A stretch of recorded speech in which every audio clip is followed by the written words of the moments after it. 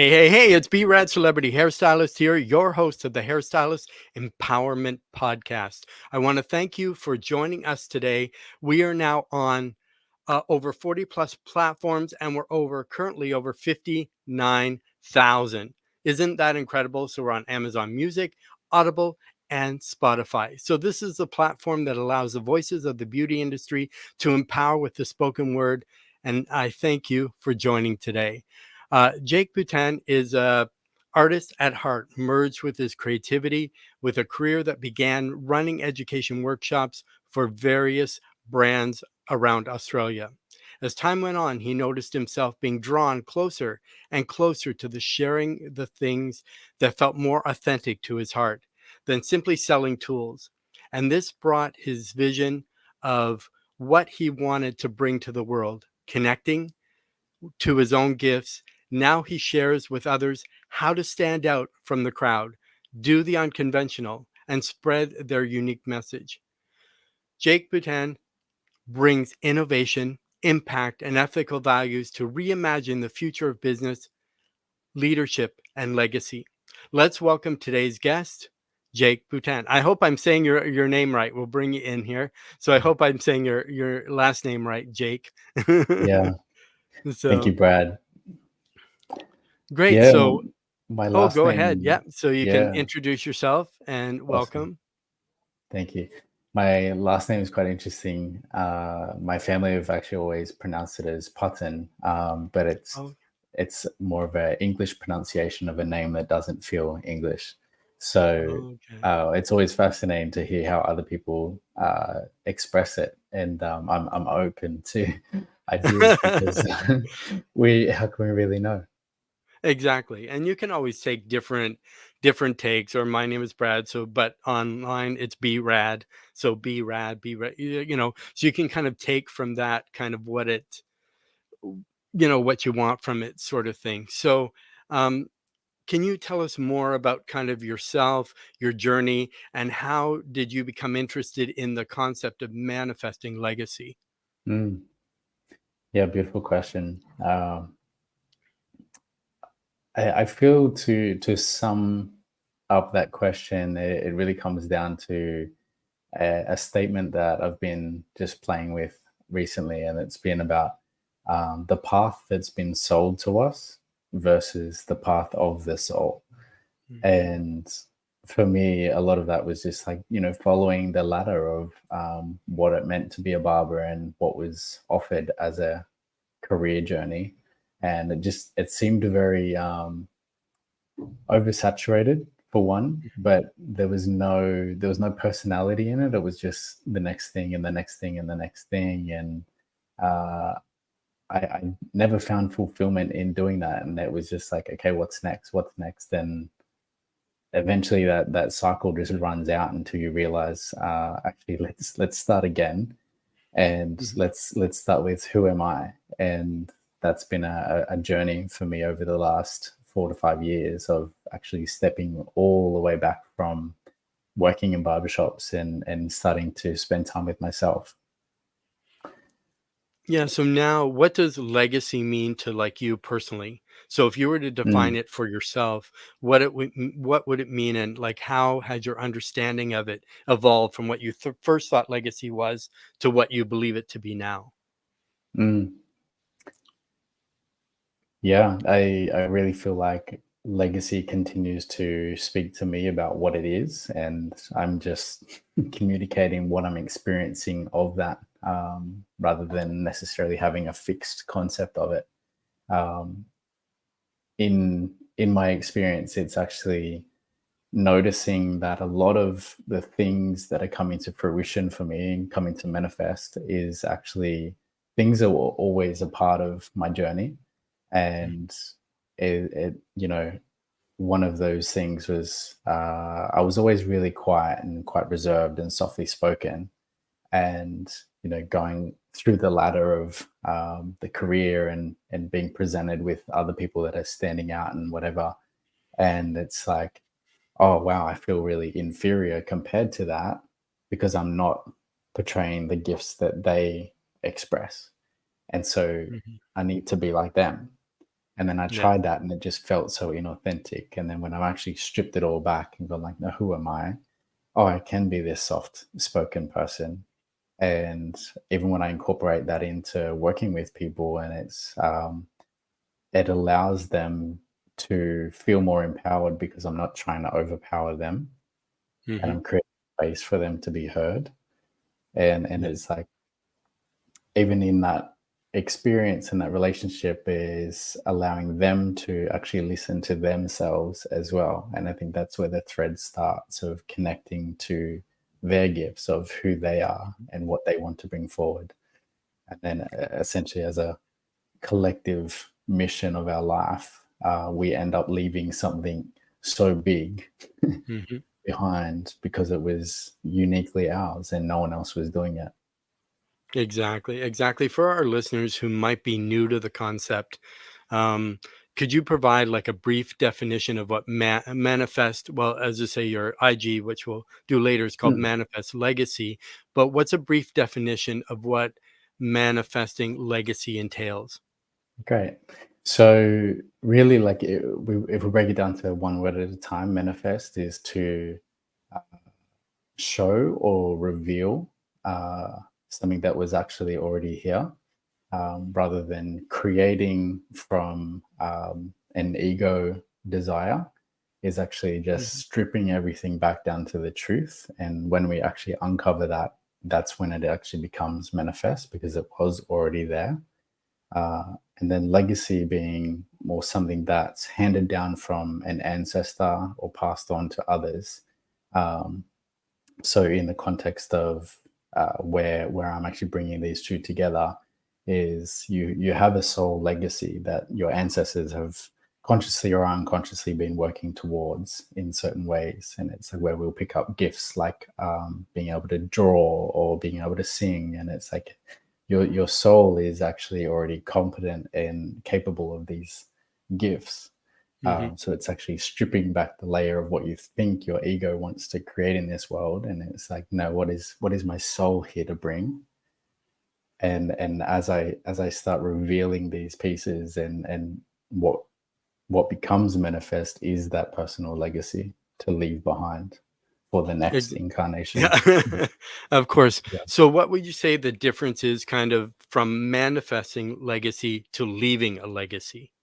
Mm.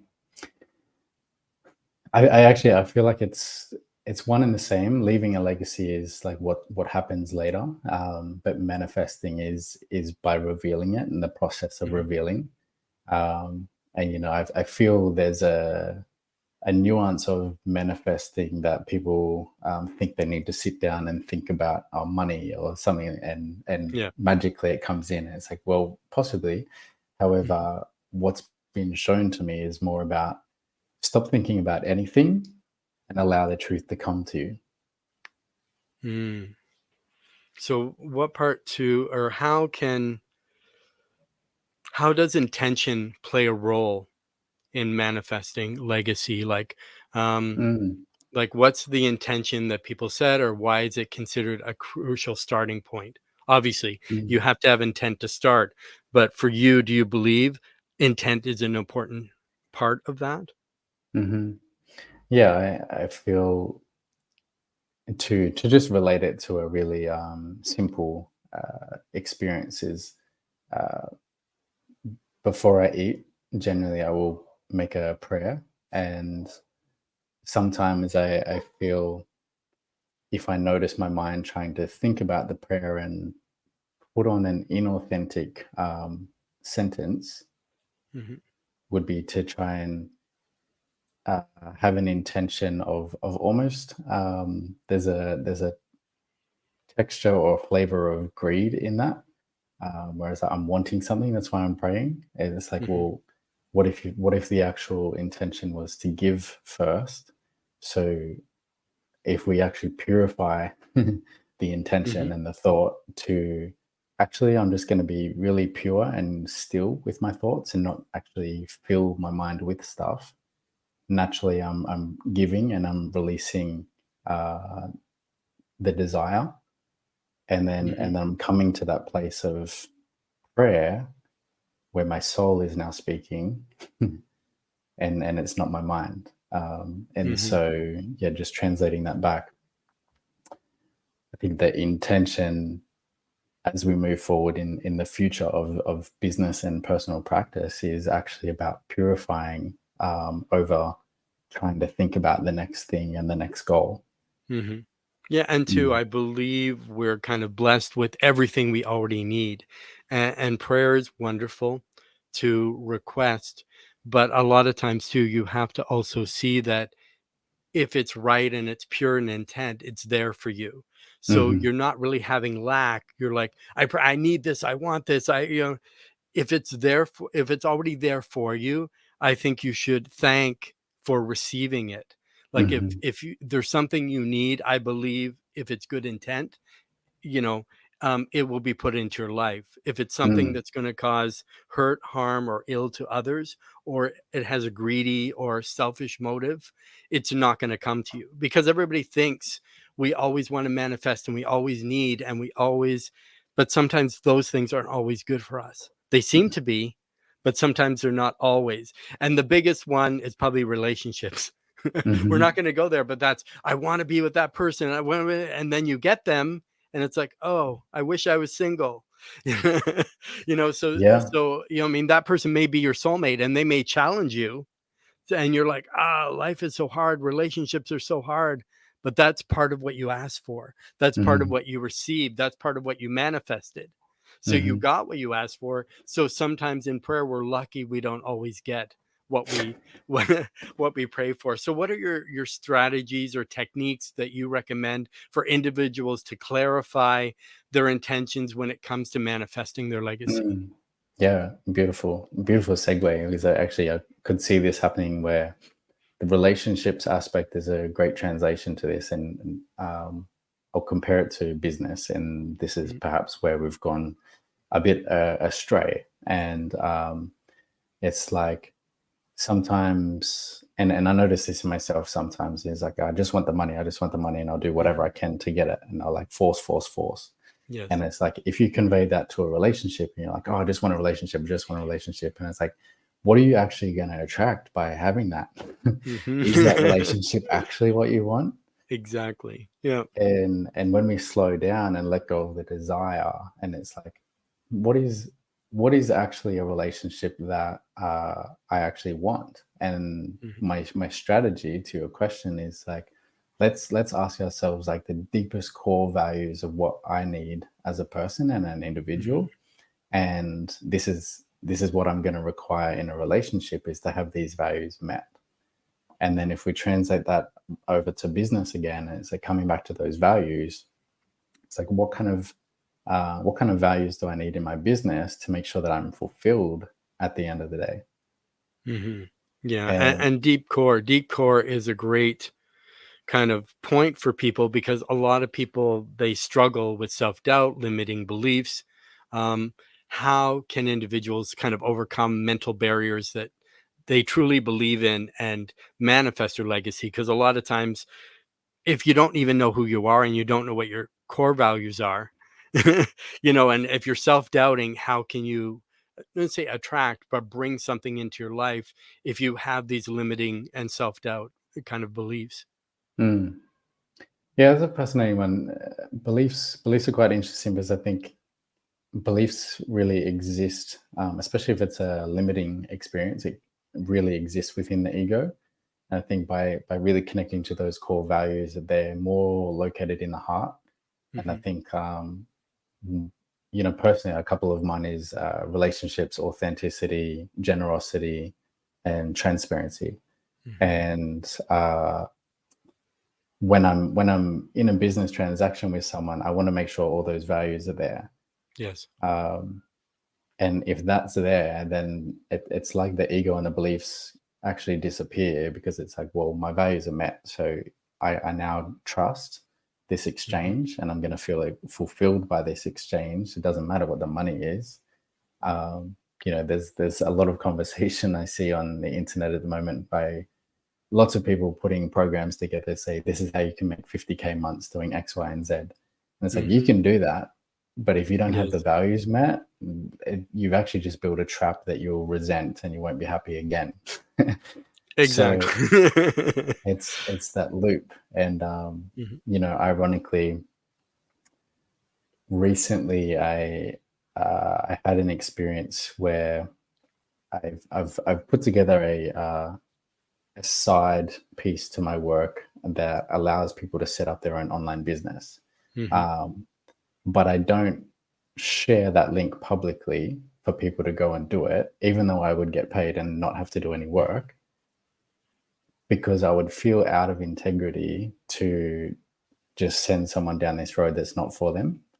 mhm, And what I need in that, because like say I made all these sales and I made all the money, and it was like, well, that's boring because I didn't even get my relationship value met. mhm, And so when someone asks about it, I'll have a conversation, and it's like, I want to get to know you, and I want you to get to know me, and we can have this connection. Oh, and there's a cool product there, but that's kind yeah, of aside to mhm. what I'm actually doing. Exactly. I think that's just kind of an extension of where you're not putting the product right in their face and this is my intent to be here. I just want to sell you something. You know what I mean? You actually want to help people, you want to help them grow. That sort of thing. There's so much in this. Can you, and you've already given a few examples already, but Mm, can you share an example from your own life or the lives of others where a shift in mindset led to a transformative legacy? So either yourself or a mm, client, someone you know, mm, where their mind shifted and their mindset changed, and that allowed them to manifest. mm. I think for myself, actually, this was one that really it sent me down a whole another journey. So I'll keep it as succinct as possible. But basically, I was with a few people, and Mhm, one of them had an argument with someone else outside mhm. the group, Yes. and much of my ego in that moment wanted to tell my friend how much he was wrong Mhm. in the moment. Yes. And someone else that was with us, who was friends with the external person, Mhm. didn't try to defend anyone, Yep. but noticed the person that had the argument, their Mhm. nervous system was really heightened and stressed. Mhm. So their intention was actually just to support them to calm Yes. before they made a decision about how they felt about anything. Mhm. And I saw this pure demonstration of values in that moment that wasn't trying to pick sides or trying to win or benefit out of anything, but it was a devotion to actually being so generous to support someone to feel Mhm. better. And that ended up inviting me to want to be doing mentoring with this person that Mhm. cost me like half of my life savings. Mhm. And but there was no question about it. And Yes. I actually did. I sold myself into the experience where they hadn't Mhm. even offered it. But I was like, Yes. I want to work with you. Mhm. And there was no selling, there was no pitch or anything else like this. And so that was a natural demonstration where I think in my whole career no one had ever taught me about values, but experiencing it in this way Mhm. allowed me to completely shift the trajectory of my life to actually going like, how can I devote myself to more values based service? Mhm. Mm, And that's exactly it because we're not given those missing steps. And to say, like seeing a situation, our minds automatically jump to our ego, they jump to our flesh. Our mouth speaks before our mind says, hold on, maybe you shouldn't be jumping in. And we also judge very quickly, we form opinions very quickly. Is say if you're even walking into a disagreement, you may have not seen it or you see it arise. But obviously, too, a lot of times when people are angry, it's something within them that it searches for justice. And I think mm, that's why we get upset because there's been an injustice that we feel and we've been something has come against us, whether it's perceived, whether it's real, our body kind of reacts. So our Mhm. voices tighten up, our bodies tighten up, we get shaky, that sort of thing, especially if it's something that's really overwhelming for you, sort of thing. Mm. Um, because too, that's why with a lot of it, it's not always kind of like manifesting often involves more than just positive thinking. It requires action. And that's the one thing. If you miss those steps, you're not taking any action. So, how can one like strike a balance between intention and action Mm. in the process of manifesting legacy? Mm. Yeah, powerful. I feel there's a necessity for someone to really have a level of self-awareness to notice and distinguish action and thought. Um, and I'll speak through my own experience of this Hmm. recently, but I'm currently traveling, and at no point did it make any sense to go logistically. Didn't have the funds to do it, and there was no income at the time to Hmm. sustain it. And a few weeks ago, actually, I was actually hoping to try and sell my car Hmm. beforehand, and it hadn't sold. Yes. So my account had actually declined. It was Hmm. overdrawn and declining. Hmm. My partner's account had 44 cents in her account, Hmm. and we had 2 days of accommodation left in where we were staying. Yes. And there was there was a moment where I noticed the few weeks leading up to that, I was trying to grab onto all these things and like, Hmm. who can I contact to like, who has a friend in Spain who I can stay with or Exactly. Yeah. something. You're all looking at the lack. Yeah, absolutely, right? Yeah. And so the awareness, especially when there's emotion involved, you can be just like acting out of the emotion and not actually Hmm. your person. Yes. And when I actually slowed down and I noticed, and I was like, well, I actually believe I've done everything in my power to try to either curate work or Hmm. find accommodation or Yeah. X, Y, and Z. Yeah. There Hmm. was nothing I could do, and I completely had to surrender. And there's actually a temple nearby that I went and just sat in and I Oh, meditated. amazing. And then the next morning, someone came and viewed and bought my car. Wow. See, right down to the 11th hour.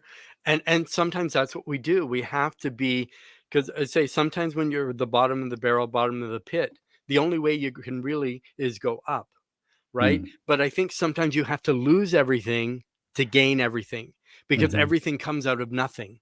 mhm, So, and maybe that was also a test for you to see where are your belief systems, what's really at your core, what is mhm, Jake made of? Because mhm, if it was all easy, I got the funds from here, my uncle gave me stuff, I sold my car, oh, we got a, no problem. You don't have to work mentally. You don't have to like, obviously too, there's no stress on your mind.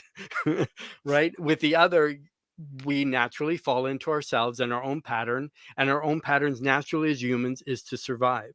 So basically we view our survival instincts, and also too with the financial, especially with a partner, that can be a source of stress. For anyone in any couple, even somebody who's not in a couple, you still have stress where rent is due, or this is due, or I have to do, if I don't sell this car, what am I going to do?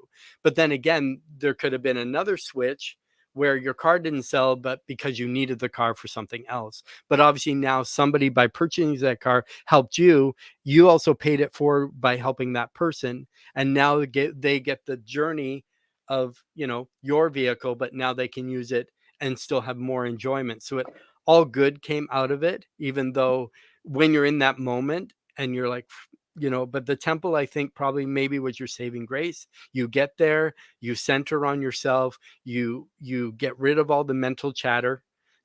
You do all that kind of stuff. So could you give some practical steps that our listeners could take in moving forward and manifesting their own legacy? So how mm, can they manifest some kind of steps? You've given a lot already, but as they say, we go deep and we Yeah, get we into keep going. the we want to get into the core. We want to get Yeah, into the core. yeah, Yeah. beautiful.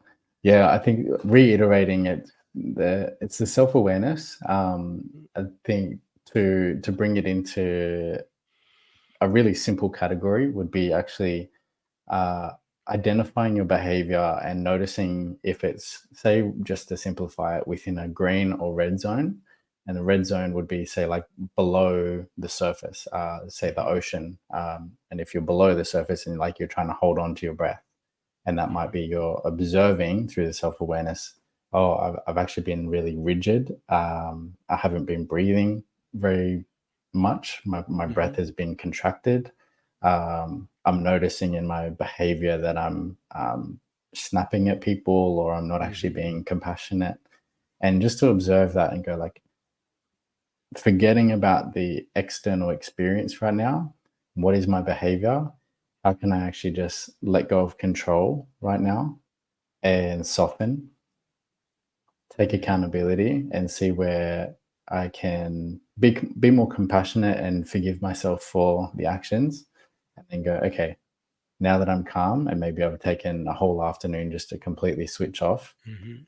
stop being in that space. And then once I've arrived back at the green zone and I'm above the water and I can breathe again, and Yes. it's practicing the tools of, whether it's breath work, whether it's meditation, whether it's journaling, whether it's sitting in nature. Mhm. Those things are so undervalued, and ironically, they're all free. And and Exactly. and I Yeah. think sometimes we'll go to a coach, and I was writing about this before, that we'll go to a coach because we don't feel enough in our lives, and we'll just grab onto that person to fix it. Mhm. And it's like noticing that behavior, whether it's in the red or green, and like, am I choosing this from an empowered place, or am I choosing this because I don't have enough right now and I'm trying to grab onto something? And so, Exactly. yeah, reiterating again, it's having self-awareness, slowing down, it's noticing the behavior, using the tools, uh, and creating from this place, and then also like bringing your values into it and go like, have I been aligned to my values?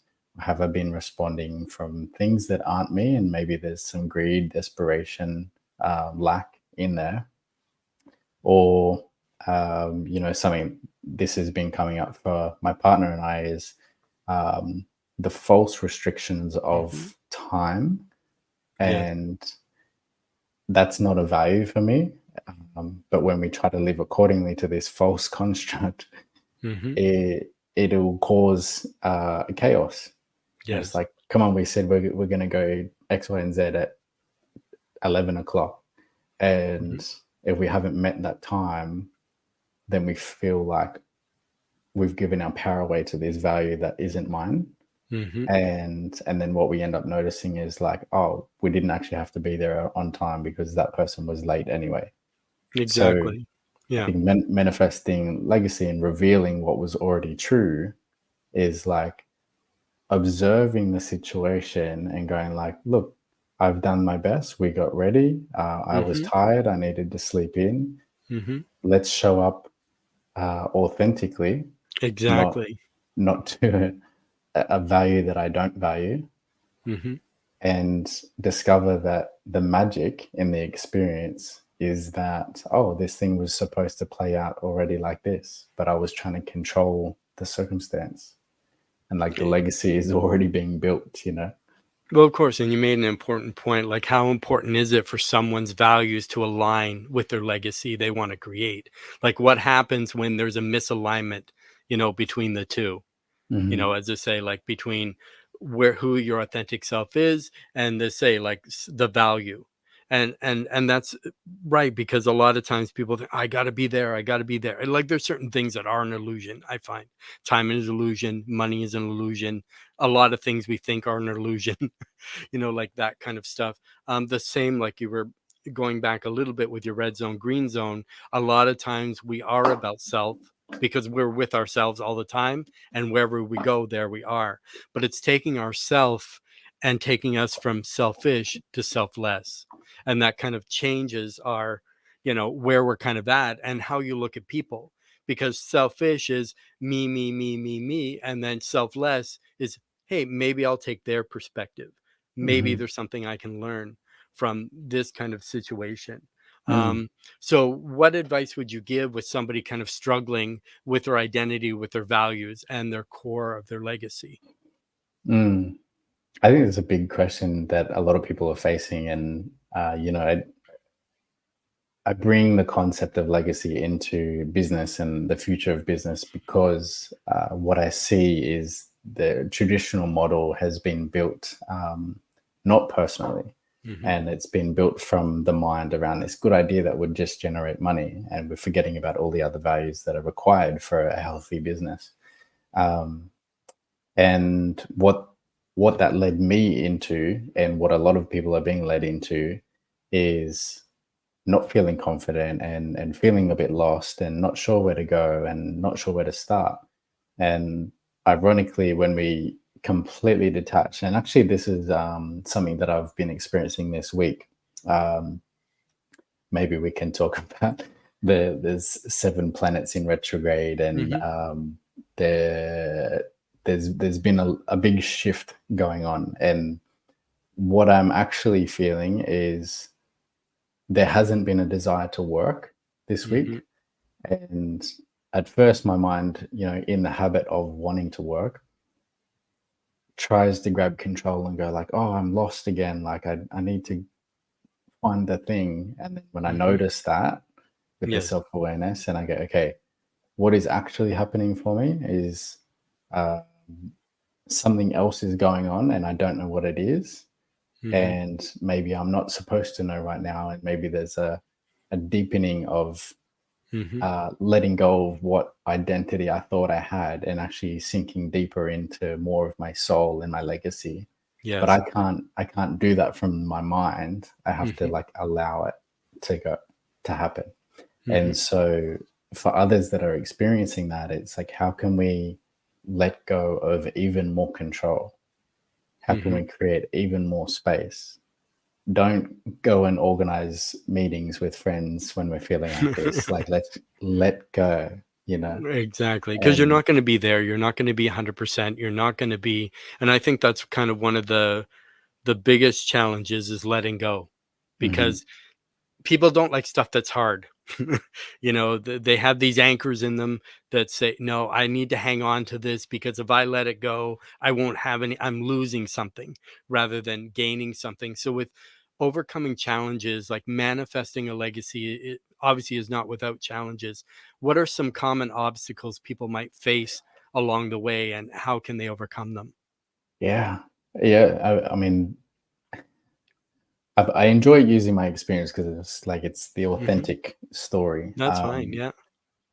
Legacy is, if you're truly in devotion to your legacy, you'll be unwavering in giving it what it is asking. Hmm. And so in April this year, and you've been interviewing Mariana as well. Hmm. I worked with Mariana for 12 months doing her program, and Mariana actually took me through a guided visualization. And Hmm. there was nothing she said that was intentionally guiding me to somewhere, but she was just speaking to different values. Yes. And in the moment, I was living in my hometown where I grew up, Hmm. and my family were 2 minutes drive away. I was living in a three-bedroom house. I had a barber business at home. I was working online, and I felt like I had a pretty good balance because I was working max 15, 20 hours a week. Hmm. Um, and I'd gone and lived in a bunch of other places in Australia and done all my things for my career that I wanted to, and I ended up coming back to like nurture the family space and relationships. And anyway, that's what like is going on, and I've got my direction there. And then Mariana guides me into a visualization experience, and I come out with this unwavering conviction and clarity to know I have to close down the business. I'm going to end my lease. I'm going to sell all my things. and Completely change your life. Keep going. Yeah. I've Yeah. got to go overseas. And Mhm. at the time I flew out of Australia, I think I had just under $1,000 in my account, Mhm. and Mhm. it was like, I don't know how, I don't know when, I don't know what this is going to look like, but I Mhm. know I need to go. Um, Ironically, what had actually also happened was that was in April, and then by around May, June, one of my clients actually said, I'm going to Europe for July. Can Mhm. you come and cut my hair? Mhm. So he paid for my partner and I's flights, and the transits between from Sydney to Athens to Mykonos to Mhm. Naples to Amsterdam. Mhm. So the complete journey was basically covered except for food and accommodation. Yes. Yeah. And when I'm speaking to manifesting legacy, and it's like allowing the thing to happen because I know my soul just needs to go here and I don't know what it looks like.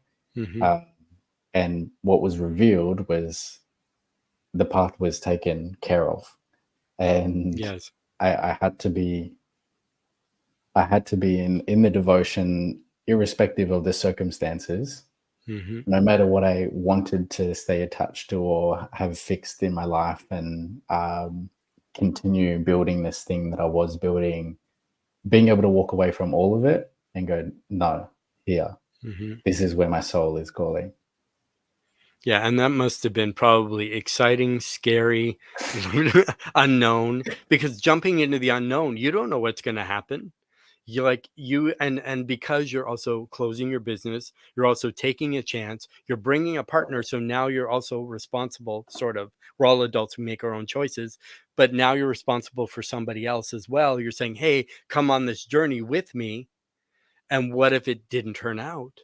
Yeah. Like, I mean, and we can't live life with what ifs, what ifs, what ifs, but there's all kind of different, areas of life and that sort of thing. But legacy isn't limited to kind of one aspect of life.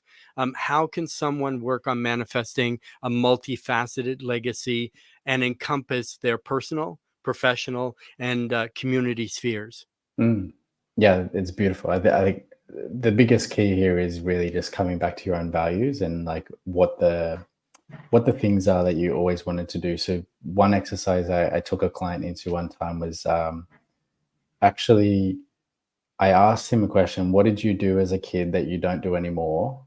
Hmm. And I think his answer was something like playing the Nintendo or something like this. Yes. Hmm. And I said, "Go and do it." And he, like, at first he was kind of dumbfounded, like, "How is that going to be productive?" But it's doing the things that you did naturally as a kid that bring Hmm. you back to that child essence. That's the closest that you remember to your pure Hmm. soul. And naturally, what will start happening is you'll step more into your legacy. And ironically, I think he sent me a message a couple of weeks later, and he'd quit his job at where he was working, and he Hmm. started his own business.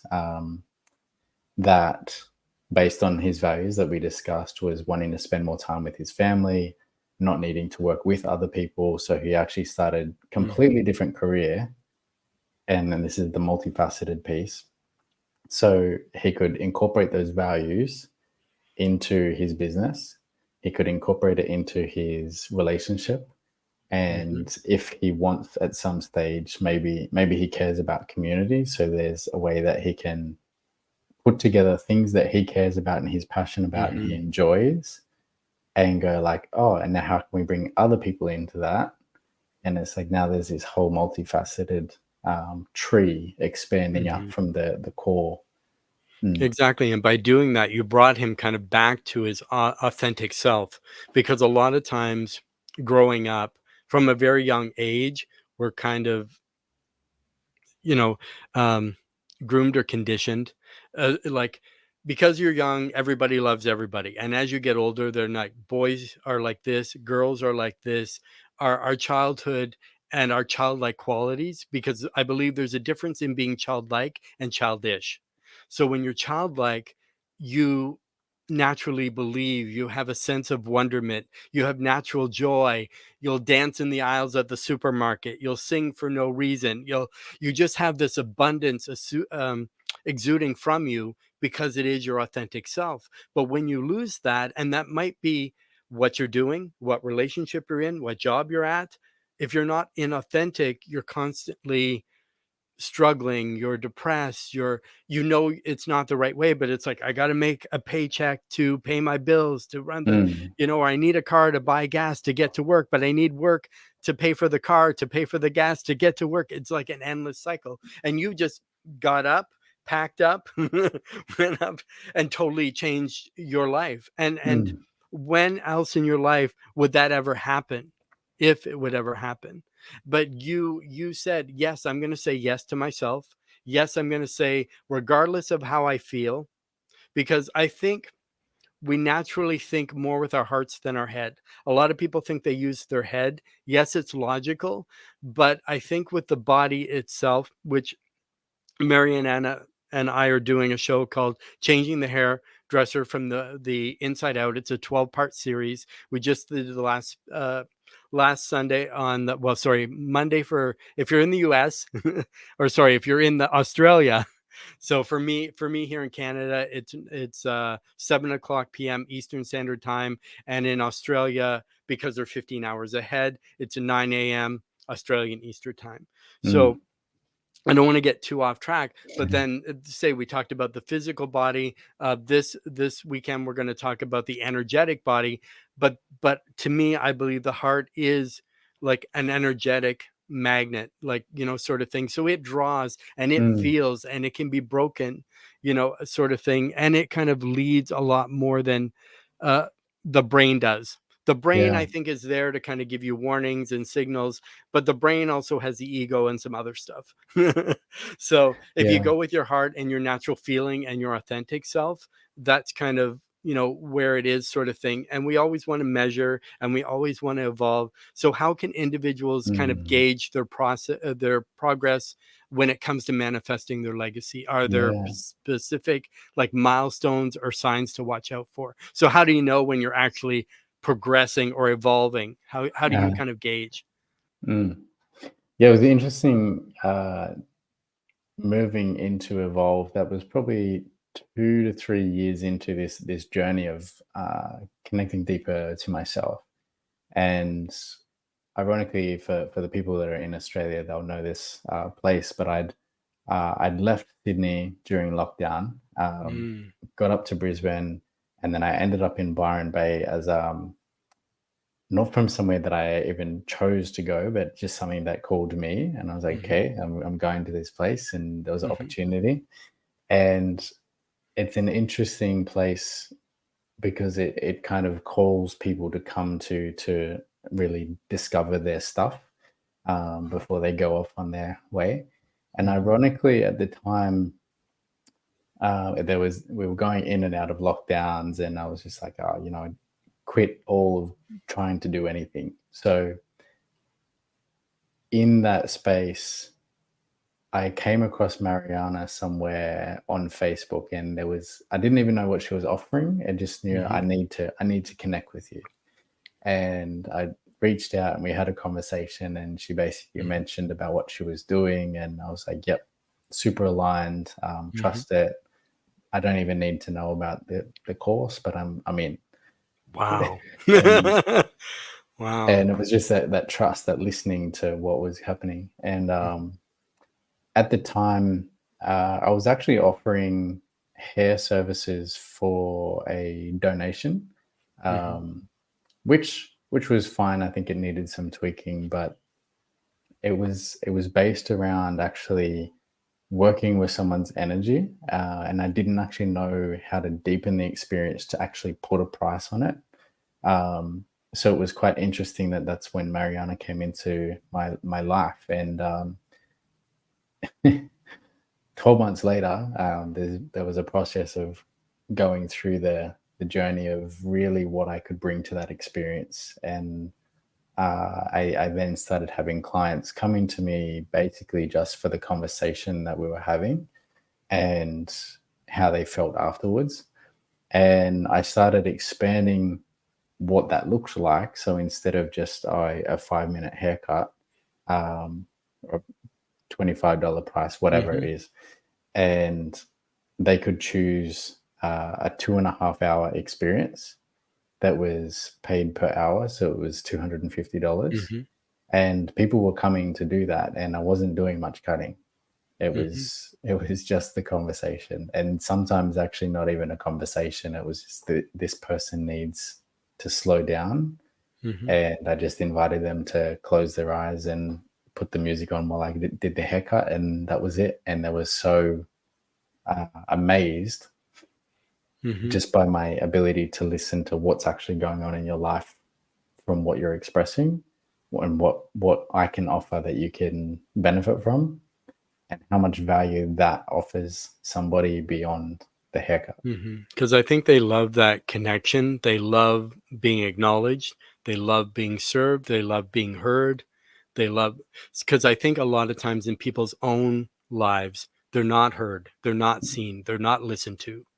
They don't feel loved. So sometimes even that, because love takes many forms, but I think with that experience or ritual or however you phrase it, they want to feel connection.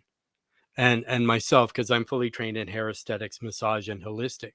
So a lot of people are the same when they're getting body work done, they just release. Some people will cry, not because it's painful, but because, especially older people, somebody now is touching them. If like somebody is there and they're getting that connection of, feeling somebody cares, because it's weird with that kind of stuff. As I say, when we're one of the few people or services that get paid to touch people.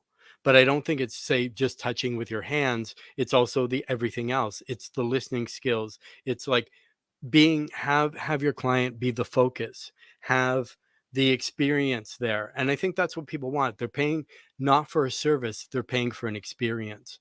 So when Mm-hmm. you jumped in with Mariana, how did you find, like I said, you talked to her, and as I say, um, I'm getting to know Mariana, and the same, like every time I see her, every time I hear her name, my body tingles, and I still got to Mm-hmm. figure out why. So, Yeah. but the same, and we all kind of connected because how I've sort of saw you was, as you say, we got a line from someone else and everybody connects, and you and Mariana did an IG live, which blew up, you know what I Mm. mean? And everybody wanted to be on, where you kind of did a talk with her. And I say, being like, we're all in different time zones. I was up at 4 a.m. I didn't show my face at 4 a.m., but I'm up at 4 a.m. sort of thing. But can you tell me like the evolved process? And because too, it's not just you go through in a couple weeks. I believe it's a year-long process. Am I correct? Mm. Mm-hmm. So with that year-long, kind of how did you feel? Um, what was changing inside you? Mm. This is something that's quite big, and I think uh, speaking to the way that things will evolve in business in the future Mhm. is that energetic transmission between an individual, uh, between two individuals, where someone is so authentically themselves that there's no mask, there's no facade, there's nothing else happening, and there's just a pure energetic transmission. Yeah. Um, and this is perhaps it's actually beyond intellectual because it's more supernatural, Mhm. energetic. There's not necessarily words to describe it, but I would say outside of the grand information that Mariana's put together within the course, um, I can learn and read and apply Mhm. different methods and techniques to have a better relationship with myself, how that translates to my clients. But the biggest thing that I really got from working with Mariana was being in her space Mhm. and receiving the energetic transmission where it was like she didn't even have to say anything. And Mhm. I'm just like getting so much clarity Yes. about like where I Yeah. need to go. Yeah. Well, yeah, and you can see by your facial expressions, you're getting excited, you're in the moment, you can feel it, you're present, and that's what it is. Because for a lot of people, I think the elephant in the room, which people are shaking in their boots, they're scared of, is price. So you said, "Yeah, I talked to Mariana. The seams aligned with me. I'm gonna go for it. Okay, now I got to hand over some money." Hmm. So for you, and I probably already know what the answer is. So for you taking that year-long process, was your investment in yourself worth it? Hmm. Hmm. Yeah, it's actually a really relevant question. I had this conversation with someone directly. I think traditionally we've been so attached to like, oh, I want a guaranteed Hmm. financial return on investment, Yes. and no one wants to actually do the work that's required to cause that to Hmm. happen. It's like Yes. I put money in stocks and crypto, Hmm. but you can't just walk away from that. You've got to like know what you're investing in, Of and course. And you've what got the to make risks are. Yeah. Because strategic with that, there is decisions. risks. And one day you're here, one day you're not. Right. So, you Yeah, know, but always investing in yourself is a good thing, regardless. And I know it's very tough because there's lots of quote unquote gurus out there who like, promise you big. Invest in this, get this, you're going to make money right away. Obviously, if it sounds too good to be true, it probably is. And anybody that promises you anything probably can't. Just because if both Jake and I both went to Evolve, we both studied with Mariana, we would both have different journeys, right? Even though the content is the same, it's going to hit us differently because we're at different places in our lives. yeah, But sending you on your legacy. um, exactly, exactly. but yeah, and to speak to that, it's like, so someone asked me like, did you see a return on investment? And I said, Hmm. well, do you mean I got my life back and I 20x'd my price Hmm. for my client? Yes. Like no one else could do that except for me implementing the work also. Hmm. But we can't expect results unless we're willing to commit to that. Exactly. And I think one of the big buzz things that's going around now is charge what you're worth. To me, I don't totally agree with it. Reason being is, okay, you can think you're way up at the top, but your skill is not there. Your people skills are not there, and you're not there. You just walk in, you show up, but you're not there. You're not authentic. You're not connected to your clients. You're not, to me, that is creating the value, not putting your Mhm, price up, right? mhm, That will naturally happen when you've done all the groundwork and when mhm. you go through all that stuff and when you are, as I say, because ultimately anybody that wants money doesn't want money. They want freedom. And that's freedom for anything.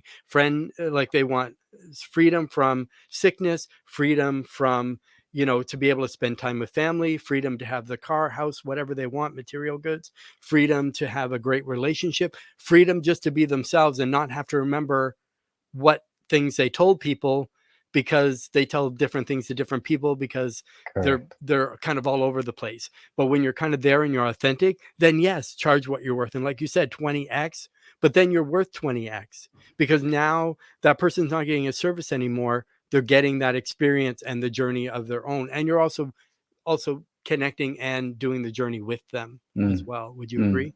Yeah, and to back up your statement as well, Hmm. and which is quite fascinating, and I'm in the process of probably speaking to it from a spiritual context, that what I'm seeing in the world is there's a collapse of finances happening, and Hmm. some banks shutting down, all these things. Anyway, what is also simultaneously happening is rebirthing money from its truth, not the fallacy that's been created around it. And a lot of Hmm. people are clinging on to like, oh, I need to charge what I'm worth and whatever else. And it's like, well, hold on a second, and slowing down and asking the questions of what you actually desire. Hmm. Because ironically, I 20x'd my price. Hmm. However, I've actually let that client go Hmm. because it wasn't aligned with me to show up to this person. And it was like, Hmm. how much do you need to increase your price? Do you charge $50,000 every week and you're still not Hmm. free? And it's like, if you're actually wanting Exactly. freedom, you want freedom of Hmm. restriction, and you Yes, don't actually want that money.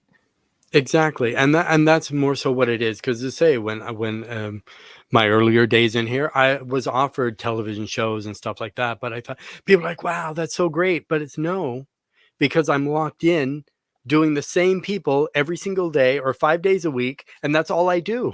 And there's nothing wrong with that, because I have a ton of friends that do, all kinds of television shows and stuff like that. But And it's that not works for authentic them, to and you. they're excellent at what they do. And a lot is demanded of them. So it's not easy. But as I say, you have to really do the work, and that's the biggest thing. Dig deep, do the work. Check out, and probably under this video I'll put a thing for Evolve. Also to if you see, Mariana and I were doing a 12-part, and we're going to go through a lot more as well. But Jake, it's great, like say, sharing that. And as we continue with the conversation, because I don't like to say interview, but conversation, we're going to dig more into, manifesting legacy and that sort of thing. And yeah, I love Mm. that. I love that. Mm. And be authentic. Mhm. Simple. Yeah, great.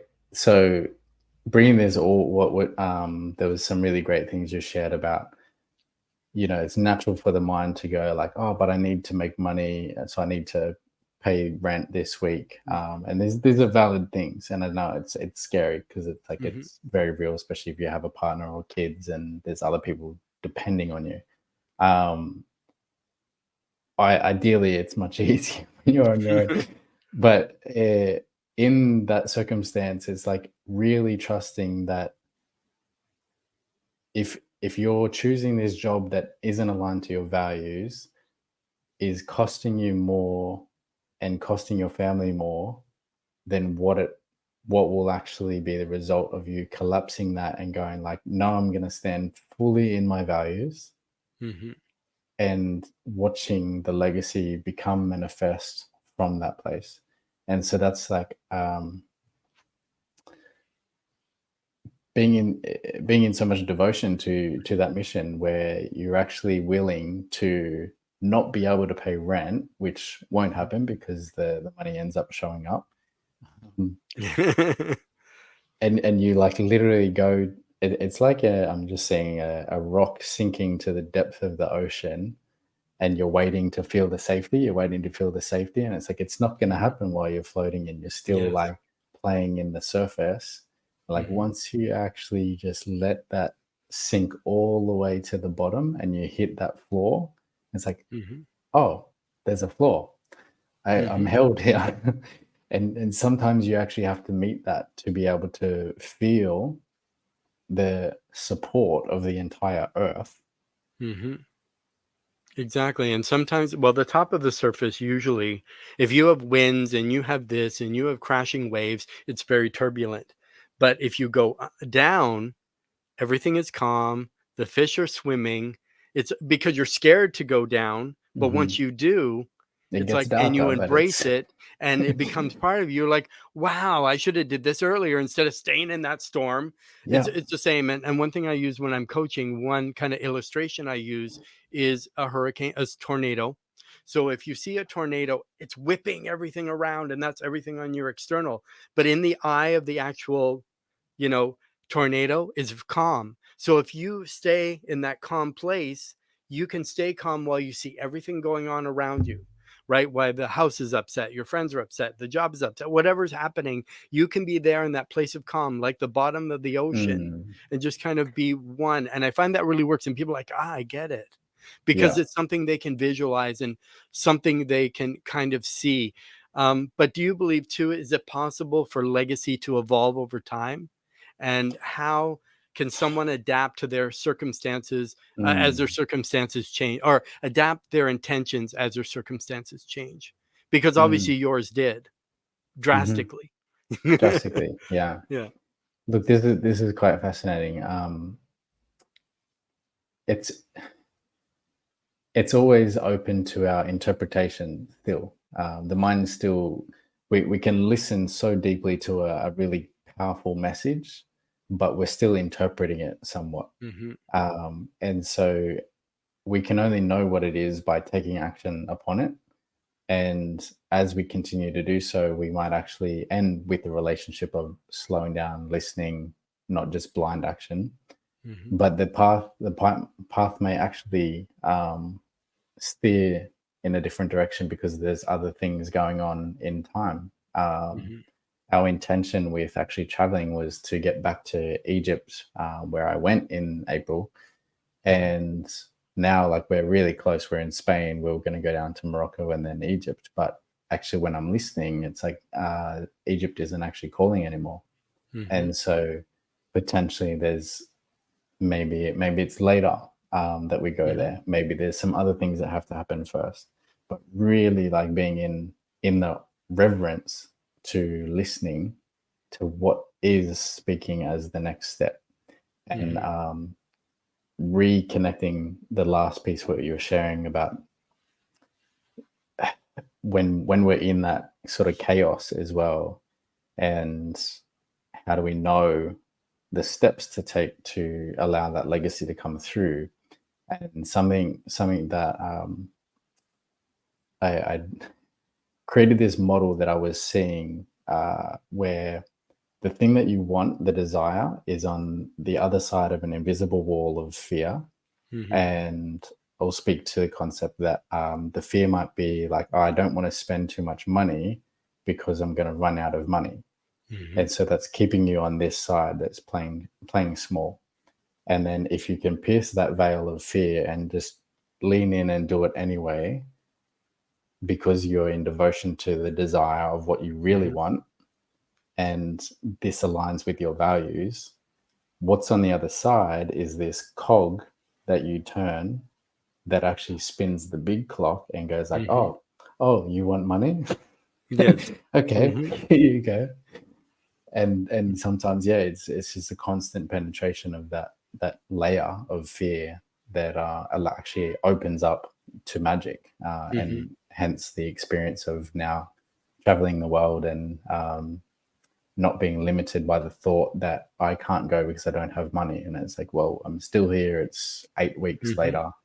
Yep, and you're still Yeah, okay. You're still, it's still, you're provided with what you need, sort of thing. And I believe everything has to flow, and that's how I kind of look at stuff too.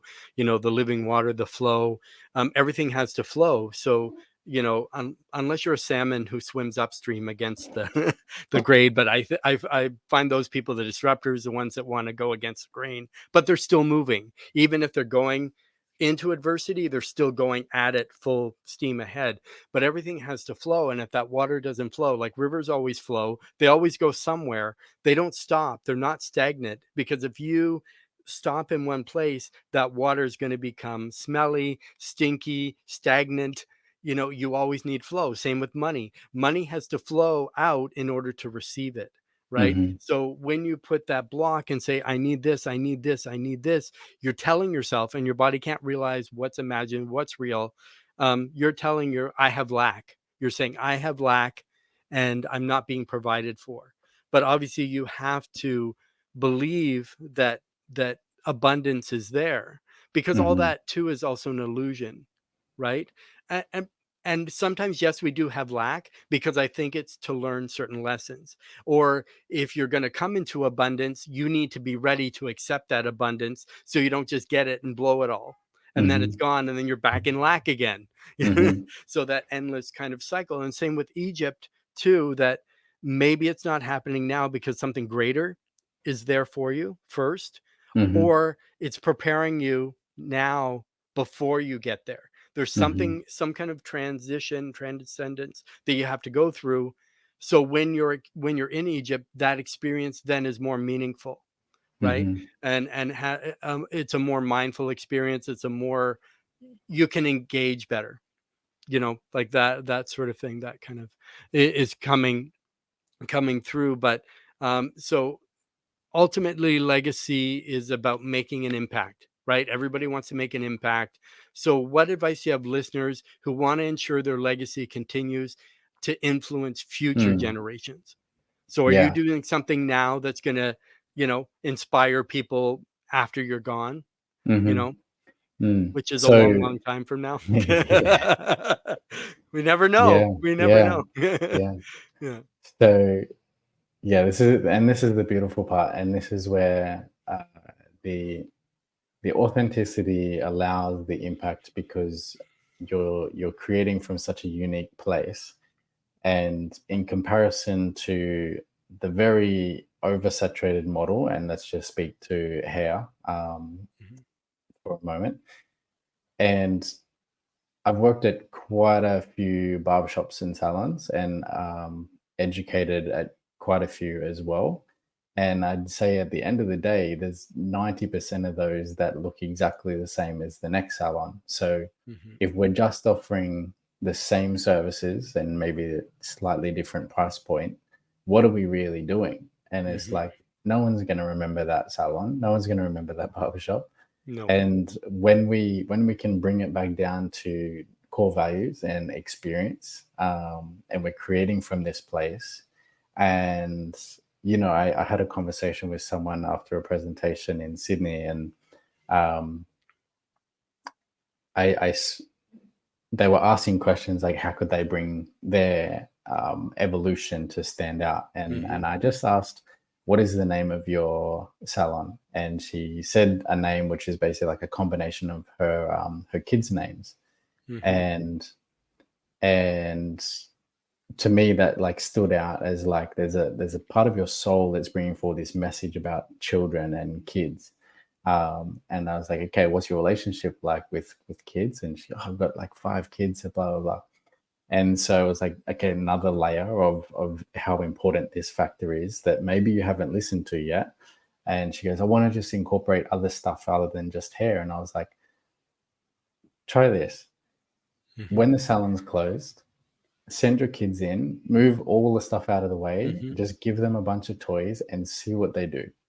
And because they'll be naturally attracted to doing something as an expression of the soul that's in the room, the spirit that's there, and they will manifest the matter that's Mhm. cultivating this experience. And just pay attention. And maybe in one spot they might like dance or move. And so Mhm. like don't take it so literally, but actually look at like, oh, movement wants to happen here. So maybe in this corner of the salon, we're actually going to run a movement or dance Mhm. workshop once a night.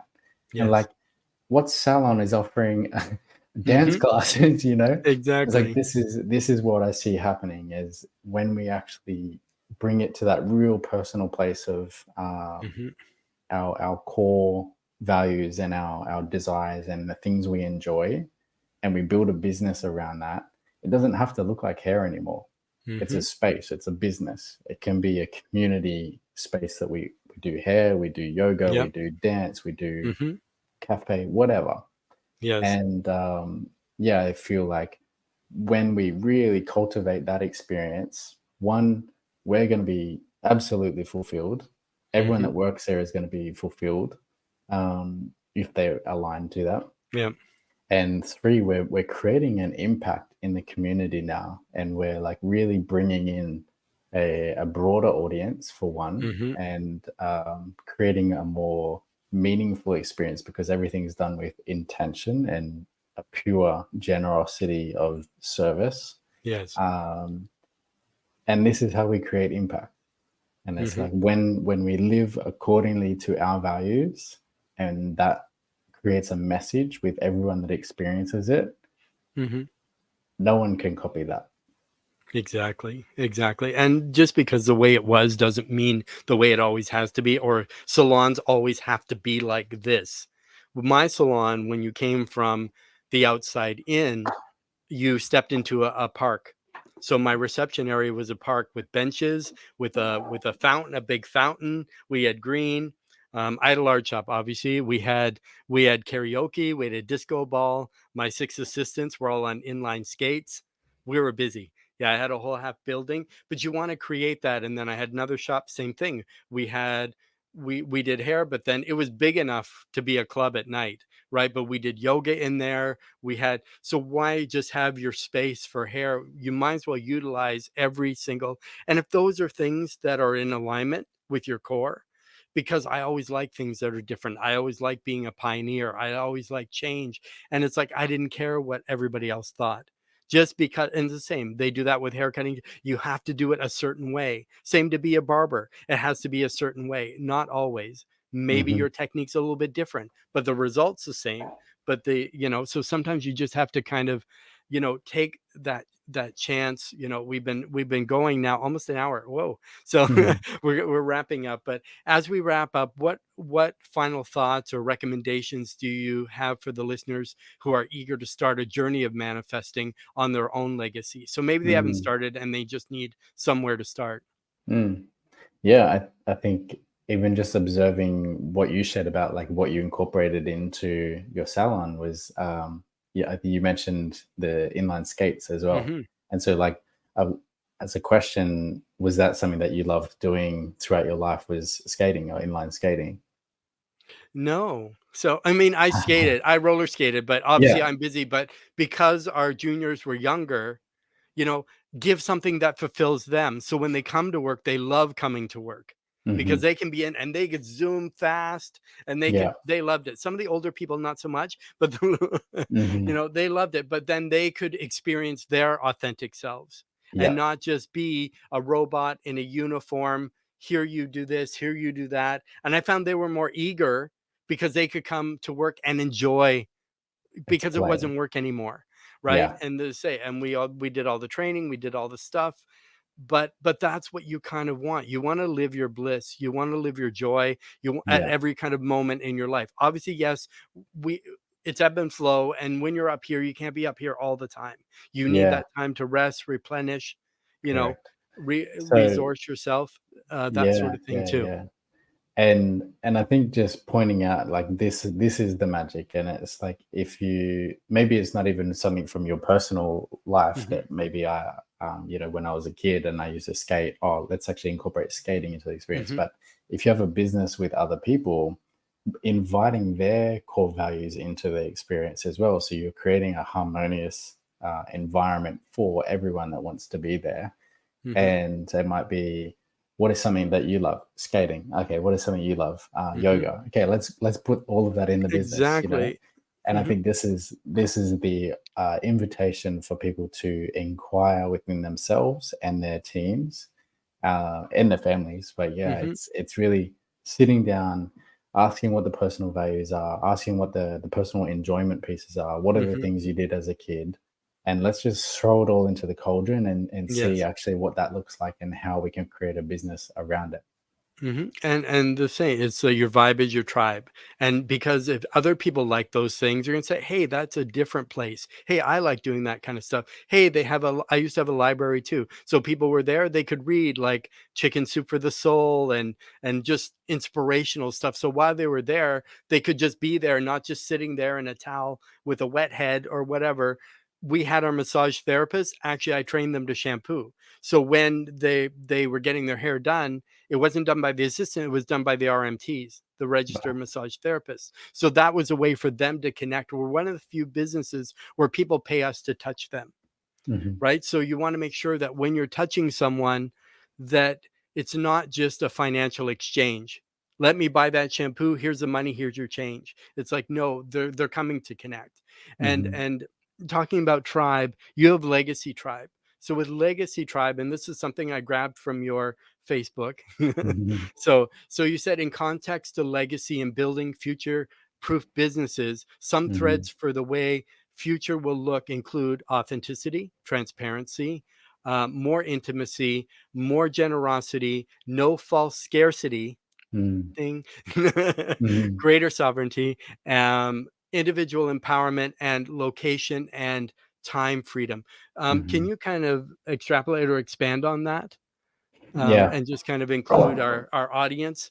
Yeah, great. So I'd ask everyone that's listening at home is like, what do you actually desire with the thing that you're doing?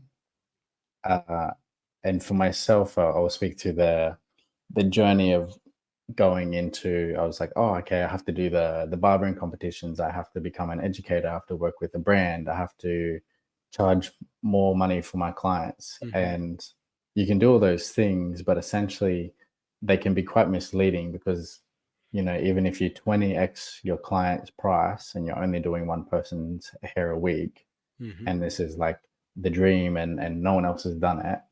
But at the same time, if your highest value is freedom, but you're still stuck and you can't actually go on holidays because this person needs you to be there every week. Yes. Hmm. So it's really like coming back to what are the values you actually really appreciate? What are you doing it for? If it's for time and location freedom, like it is for me, then Hmm. stop creating a business that requires you to be in a certain place. Yes. That's one part of it. The integrity piece is like so many businesses just offering things that look good from the Hmm. outside, or they like put in this beautiful decoration that someone else made for them for their program, and then on the Hmm. inside it's boring. It's like there's a lack of congruency there, and it's like something's missing. It's Yes. like how can we have more integrity and transparency around like what are you actually going to get when you're inside this thing, Hmm. and how can we be really transparent about like I'm not standing here saying like I've made $1 million and I'm going to teach you how to make 20K months. Hmm.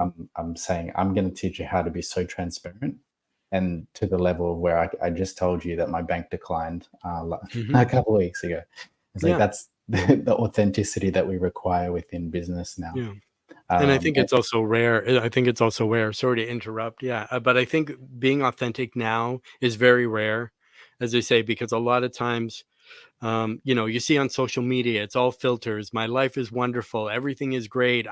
You see me in front of luxury cars and planes and this and that, but they're not really living their kind of, authentic self sort of thing. And there's a couple on the list I kind of missed, but these are really important. So I left with location and time, but you said equal and fair wealth distribution, mm, responsible leadership, no blaming, because yeah. some people like to do that. Higher connection with source and balance, which I believe, yeah, and you said the future requires our decisions and actions to be made with a more ethical, value-based approach. Hmm. So do you want to touch on any of those, or Yeah. would you like to touch on any of those? Yeah. Yeah.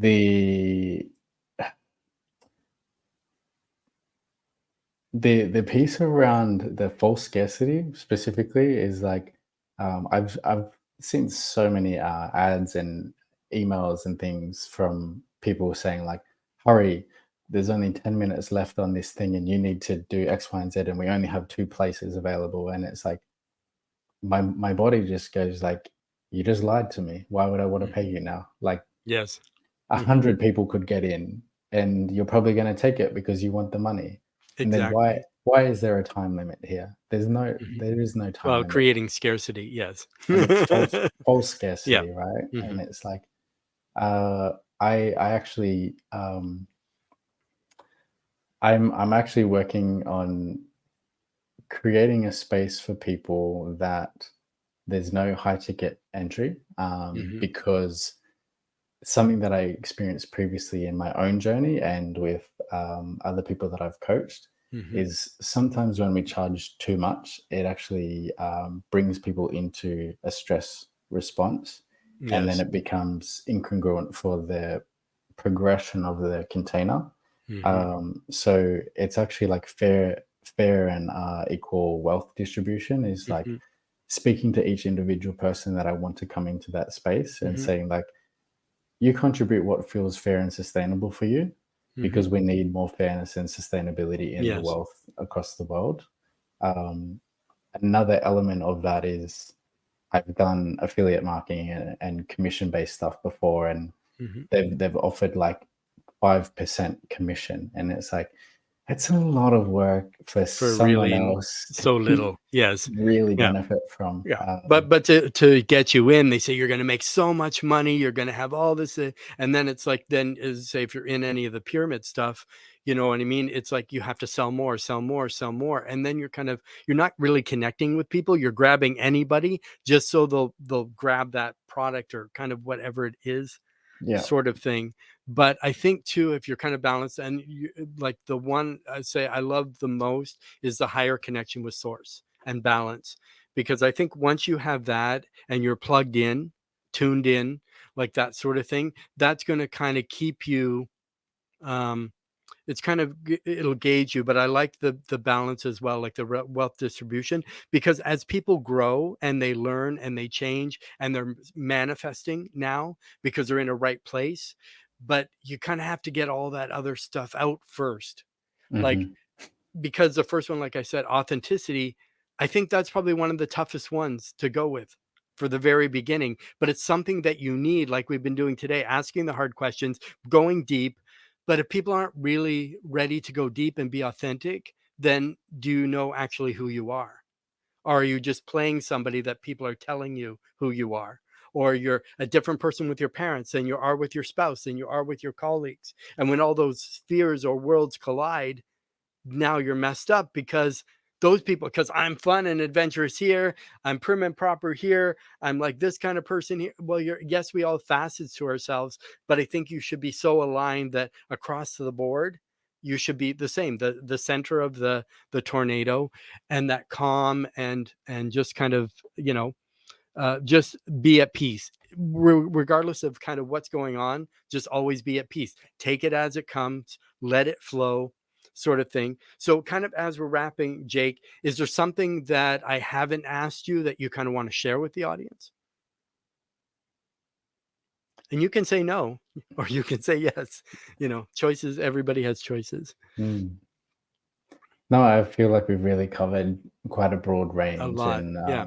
yeah, I think that the threads and the clues and the keys are really throughout this last hour of conversation, and Mhm. yeah, I appreciate the opportunity just to be able to share it, and for Mhm. those who receive it, may you really take the time to connect with your legacy and allow it to manifest, and come back to those core values of what really matters to you and stop playing everyone else's game. Exactly. So if people want to connect with you, where should they go? So I know you have like an IG or Instagram. So if people want to follow you on Mhm. Instagram, Yeah, so is this the best place to find you? Instagram's the best. I find I spend the most time there out of anywhere, and it allows. I feel like having relationships as a value of mine. It gives me a sense of like who I'm communicating with, and vice versa. Hmm. There's also a space for people to actually fill in a very short 7 question form about if they have curiosities around maybe what they're struggling with and where they see that I can offer support. And it's Hmm. actually just a free space for ideas to just provide value. Yeah. So And that's actually on my link. yeah, I checked it out. I do Great. my homework. I Same. research, I go deep, I get in, I see all the stuff. I didn't fill it out, but you know, and then kind of as we wrap up, do you have any kind of, and you've already shared so much gold already, but do you have like one little nugget of gold left to leave our Hmm. audience? Hmm.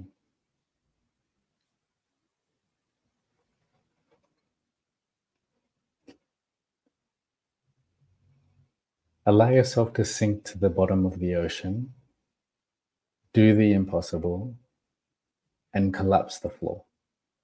Amazing, amazing. So I want to say thank you, Jake, for joining us on today's Hairstylist Empowerment Podcast and sinking the bottom of the ocean, which I hope we don't do, but be sure. Metaphorically. Well, metaphorically, but as I say, something I do is the beauty industry cruises. So be sure to join Beauty Industry Cruises October 27th to November 1st, 2023, on the Hairstylist Halloween Hangout leaving Miami.